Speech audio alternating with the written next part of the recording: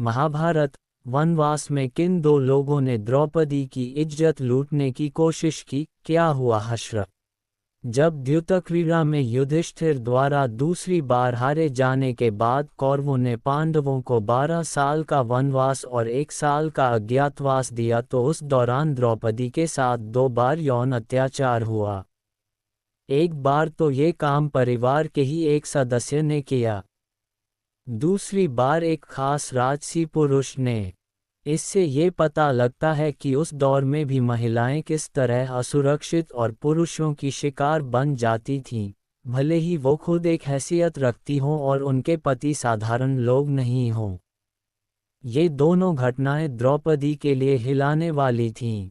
दोनों ही बार युधिष्ठिर ने उन अत्याचारियों के प्रति सुरक्षित रुख अपनाना चाहते थे, लेकिन उनके भाइयों खासकर भीम के अड़ जाने से उन्हें सजा मिल सकी। कब हुई पहली घटना? पहली घटना वनवास के शुरुआती बरसों की है। इस घटना का जिक्र महाभारत के वन पर्व में दिया हुआ है। वनवास के शुरुआती बरसों में कौरवों का बहनोई जयद्रथ पांडवों से मिलने उनके शिविर में गया। वहां कौरवों की इकलौती बहन दुशाला का पति था। द्रौपदी को अकेले पाकर उसने उसे रिझाने की कोशिश की। उसने द्रौपदी को प्रलोभन दिया कि उसका जीवन वन में मुश्किल जीवन बिताने के लिए नहीं है, वह उसके साथ महल में चले और रानी की तरह रहे। तो उसने जबरदस्ती उसे उठा लिया।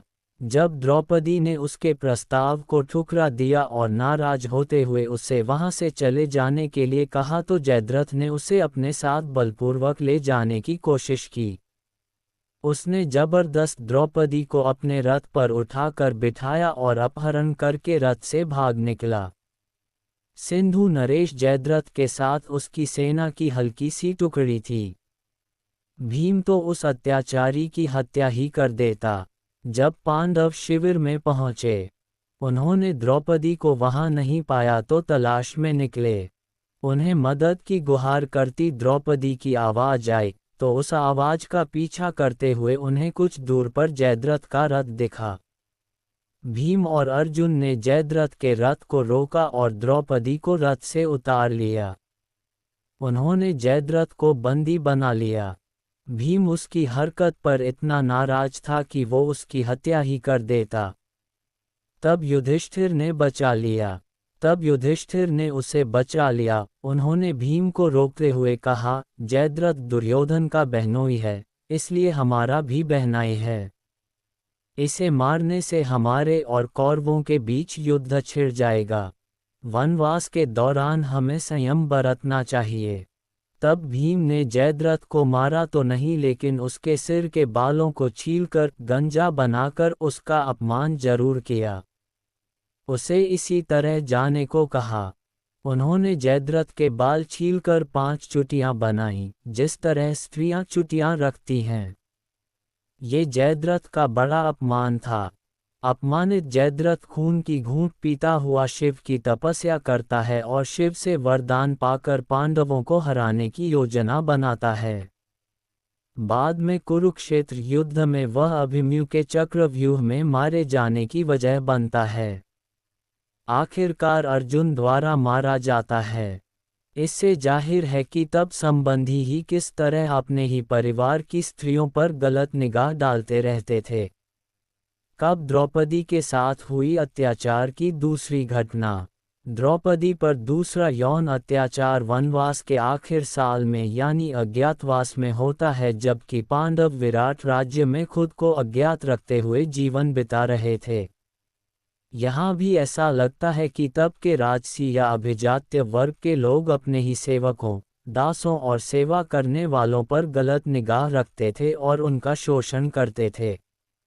तब भी भीम ही द्रौपदी के काम आए। देवदत्त पटनायक की किताब सती सावित्री में इसके बारे में बताया कि तब किस तरह डरे हुए युधिष्ठिर समझौता करने की सलाह द्रौपदी को देते हैं, लेकिन वो उनकी सलाह को न केवल किनारे कर देती है बल्कि उन पर नाराज भी होती है। तब वह भीम की ही मदद लेती है और वही द्रौपदी की मदद के लिए आगे आते हैं। वैसे भीम ही अकेले ऐसे पांडव थे जो कभी द्रौपदी की आंखों में आंसू नहीं देख पाते थे। न केवल उन्होंने पग पग पर द्रौपदी को सुरक्षित होने का एहसास दिया बल्कि उसकी हर इच्छा को पूरी करने की भी कोशिश की। वहाँ द्रौपदी दासी बनी हुई थी, तो दूसरे मामले में द्रौपदी विराट की महारानी की दासी बन गई। वहाँ वह उनका श्रृंगार करती थी लेकिन वह खुद बहुत सुंदर थी। एक दिन जब वह महारानी का श्रृंगार कर रही थी तो महारानी का ताकतवर भाई कीचक वहाँ आ गया। कीचक न केवल बहुत ताकतवर था बल्कि विराट देश की सेना का सेनापति था। उसकी ताकत से विराट महाराजा भी डरते थे। तब युधिष्ठिर ने चुपचाप सहने को कहा। वह द्रौपदी को देखते ही उस पर रीझ गया। पटनायक अपनी किताब में कहते हैं कि कीचक की गंदी दृष्टि द्रौपदी पर रहने लगी। हालांकि पटनायक की किताब में कीचक को उनका देवर कहा गया है, भाई नहीं। उसने द्रौपदी का यौन उत्पीड़न किया। वह अक्सर उसके साथ छेड़खानी की कोशिश करने लगा। पहले तो द्रौपदी ने महारानी से शिकायत की लेकिन जब उन्होंने भी यही कहा कि कीचक जो चाहता है वो करती रहो तो वह शिकायत लेकर युधिष्ठिर के पास गईं। द्रौपदी के बचाव में खड़े होने की बजाय युधिष्ठिर ने इस अत्याचार को चुपचाप सहने के लिए कहा।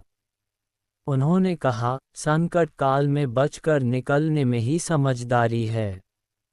अगर कीचक मारा गया तो दुनिया को पता चल जाएगा कि पांडव कहाँ छिपे हैं। इससे उनकी स्थिति और जटिल हो जाएगी। अर्जुन भी अपने भाई से सहमत थे। भीम ने अत्याचारी की हत्या कर दी। तब द्रौपदी के काम भीम ही आए। निराश द्रौपदी ने जब अपनी दुखगाथा भीम को बताई तो भीम ने कीचक को मारने का प्रण लिया। तब युधिष्ठिर इस बात से भीम से चिढ़ भी गए। बाद में भीम ने द्रौपदी से कहकर धोखे से कीचक को रात में एक सन्नाटे वाली जगह पर बुलाया और वहां उसकी हत्या कर दी। इससे जाहिर होता है कि उस समय ऊंची स्थिति वाली स्त्रियां भी कितनी लाचार हो जाती थीं।